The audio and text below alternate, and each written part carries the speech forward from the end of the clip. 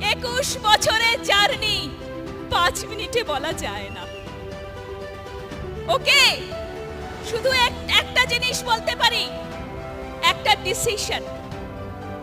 School teacher, একটা সাধারণ মধ্যবিত্ত ঘরের মেয়ে, জীবনে যা যা মোটামুটি চাই সবই মোটামুটি পাওয়া হয়ে গিয়েছিল। আমার হাজবেন্ড রেলওয়েতে চাকরি করতেন, মোটামুটি ভালো পজিশন।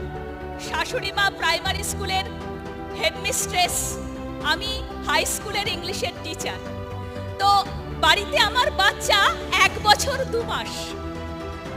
কেউ জানি না এখানে যারা আছেন 4 জনের সংসারে 3 জন সরকারি চাকরি করেন, তারপরে অন্য কোথাও নাক গলাবো, অন্য কোথায় ইয়েস বলবো, আবার কিছু করার ডিসিশন নেব, ইটস কোয়াইট ইম্পসিবল।